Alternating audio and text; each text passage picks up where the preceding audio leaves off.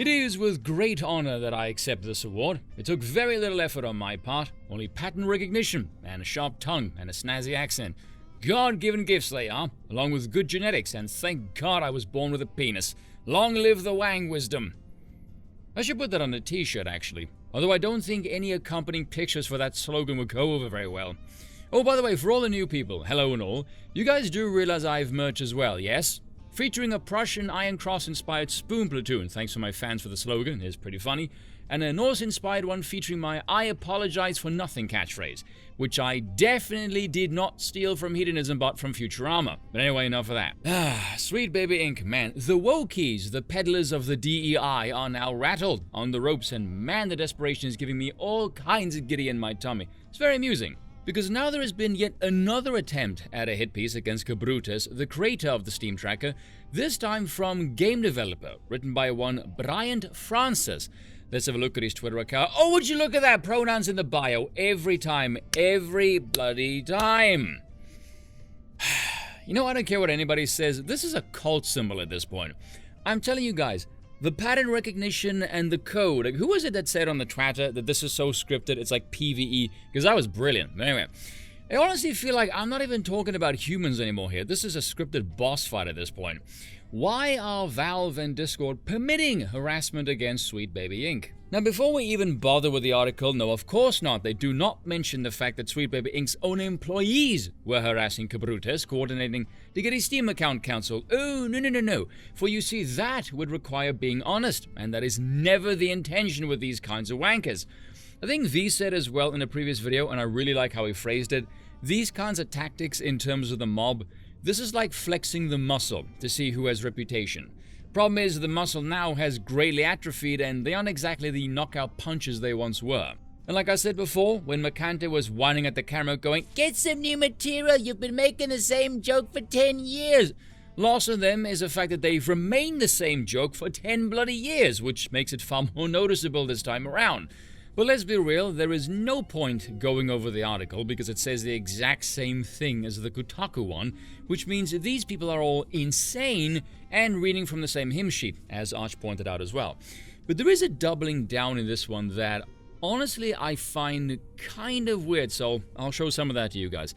Starting off with the same narrative consultancy group harassment campaign, again no mention of their own employees harassing Brutus, what else is new, etc, etc. The mentioning of Kiwi Farm, same as the Kotaku one, but there is two bits here that I did find kind of odd. While the studio's contributions happen mostly on a micro level, contributing story feedback, helping workshop narrative beats, and writing flavored text, and barks with the lens of inclusivity in mind, which is an incredibly wanky way of saying they're forcing in diversity, the work have been reframed as shoehorning black or rainbow hippie characters into games for which they are not originally designed, sometimes through intimidation. It's a grim conspiracy theory, it's not. It's a fact built on the words coming out of the mouth of the CEO, you lying bollocks, built on out-of-context comments and a deliberate misreading of their mission statement, as well as racism, homophobia, shut the hell up, no one cares. Now, the reason I find this so odd are these two bits here, out of context and sometimes through intimidation. No doubt a reference to this moment here. Go have a coffee with your marketing team and just terrify them with the possibility of what's going to happen if they don't give you what you want. Now, this is the bit that I do not get. Now, this could be because, unlike a lot of people talking about this issue, I am fairly normie, comparatively speaking, of course, and there's very likely some things that I don't quite get about the world of media. But if you speak out of context, usually if you put something then in context, it would make it better. And I just did a video yesterday, over 45 minutes, going through that talk, and trust me, putting it into context does not make it better. It makes her look dumber, duller, and far more nefarious. So why exactly are you highlighting this? Because the places where the clip went viral, or is being highlighted now, are on Twitter and YouTube, and anyone who scrolls through the comments are tearing you a new asshole and lambasting you left, right, and friggin' center because you're lying by omission about Sweet Baby Inc.'s own employees harassing people on Steam. Which begs the question, who exactly are you writing this wank for? Who do you think is going to see this and get swayed? Because if it's the same damn thing as the Kotaku one, I get the impression this is not written to be consumed by the normies even. If the title is anything to go by, it sounds like a veiled threat aimed at Discord and Valve. Do tell me what you guys think, because that's the impression I'm getting over here. When word of the curation group Sweet Baby Inc. Detected first surfaced on social media, it seemed like a joke. What was the point of making a curation page detecting games that a consultant company worked on, especially when the games are listed on their site? That is a very good question, so would you mind asking Sweet Baby Inc.'s own employees why exactly did they start harassing Cabrutus on Steam for creating something that is so innocuous if there is nothing nefarious about the company? Because in case you guys didn't know this by now, that is the reason this whole thing kicked off in the first place. Cabrutus himself said there was like less than 8,000 for weeks on end, and then Sweet Baby Inc. caught wind of it, wouldn't shut up about it, Streisand effect kicks in, and over 250,000 followers later, boom, here we are. Their inability to shut the hell up about it is what made the Curator page grow, so well done to that one, you daft gicks. But of course, even the Discord was laden with broader far-right conspiracies about wokeism and diversity, equity and inclusion efforts, presumably brought forth by sharing clips and quoting the fucking CEO. Oh, but there is one bit here that did tickle me. Belair admitted that she isn't entirely sure how Valve or Discord should remedy this situation. She and her colleagues at Sweet Baby Inc. aren't experts in online moderation. They're writers, and really bad ones at that. Their job is to create fictional problems in video games, not solve real ones. That is the most accurate assessment of Sweet Baby Inc. I have heard throughout this entire ordeal. Somehow, I don't think their intention was to be funny.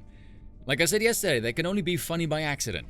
She urged Valve and Discord to recognize that harassment campaigns are continuously evolving, unless of course it's on behalf of the regime in BlackRock, in which case it's totally aces, and the communications platforms need to keep pace with how they're being used to spread hate, or as we call it in the real world, truth about this company's nefarious intentions. It's clear that some kind of evolution is needed because this will only get bigger. And I don't mean for us, she said. If this playbook can work as well as it did 10 years ago with Gamergate, it's going to keep working in certain ways, and they will find something bigger and worse to do than this. That sounds really sinister, doesn't it? And again, if your company is so innocent and has nothing to hide, why is simply telling people what you have worked on such a problem? Curious.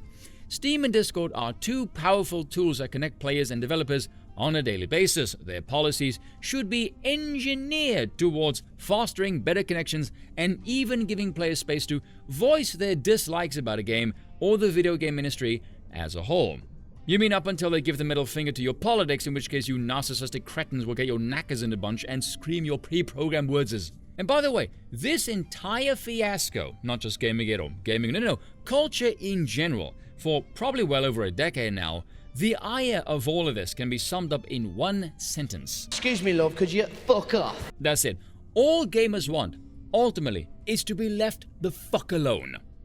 Does anyone remember when gaming was, niche and obscure, not mainstream, nerdy, and, masculine, before it was ruined by a bunch of fattening XXs who do nothing but whine and complain all damn day long? And by the way, I cannot wrap my head around the people who are like this. I honestly cannot understand looking at any group of people who have a hobby that I clearly do not like, only to force my way into it and chastise them for not appeasing me.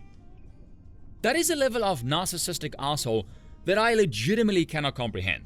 And then to be called a problem repeatedly for noticing a trend. Oh, damn me and my pattern recognition. We work very hard to get marginalized talent into the industry, to protect them the way that we would want to have been protected, to lift them up, and to get them into an industry where they're too often shut out.